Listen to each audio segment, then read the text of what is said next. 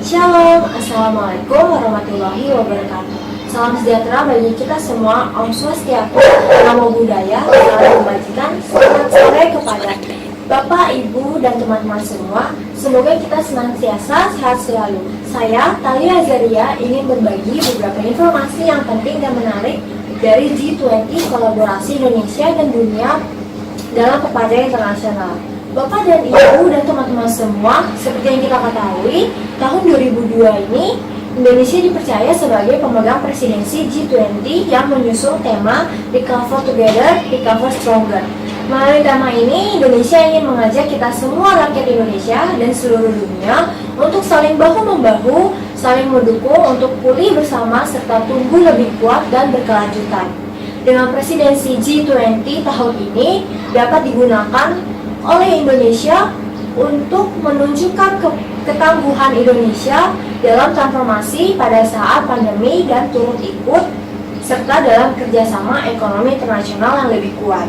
Kita semua pasti mengetahui bahwa menghindari pajak menjadi salah satu persoalan yang krusial dalam perpajakan. Oleh karena itu, reformasi sistem perpajakan internasional menjadi salah satu fokus agenda lanjutan G20 yang dikedepankan oleh presidensi G20 Indonesia.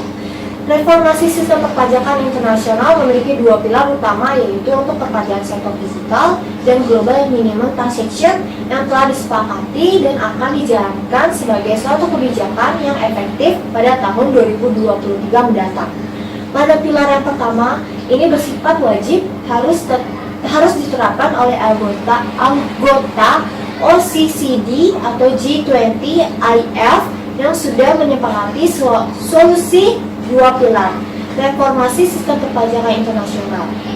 Ini memiliki tujuan untuk menciptakan hak perpajakan yang adil ke negara-negara yang merupakan pasar produk dan jasa digital, yang dimana mencakup perusahaan multinasional dengan threshold peredaran bruto global di atas 20 miliar euro dan profitability di atas 10% dengan pengecualian untuk bisnis ekstraktif dan jasa finansial yang terregulasi. Sedangkan pada pilar yang kedua berbeda dengan pilar yang pertama karena ini bersifat common approach atau tidak wajib yang berupaya mengurangi kompetisi pajak sekaligus melindungi basis pajak. Terdiri dari kebijakan di dalam pilar kedua. Yang pertama itu ada Global Anti-Base Erosion atau GLOBE. Yang kedua itu ada Subject to Tax Rule atau STTR.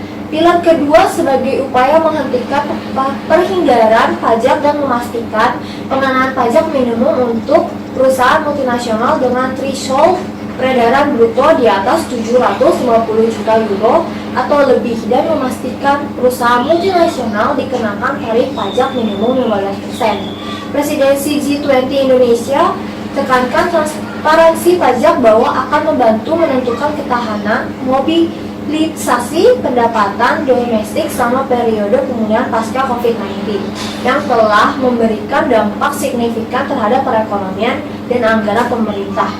Dan sistem perpajakan internasional yang adil dan transparansi menjadi penting sebagai upaya mengatasi penggelapan dan penghindaran pajak, mencegah transfer pricing, dan mendorong kebijakan bidang perpajakan nasional yang lebih kondusif.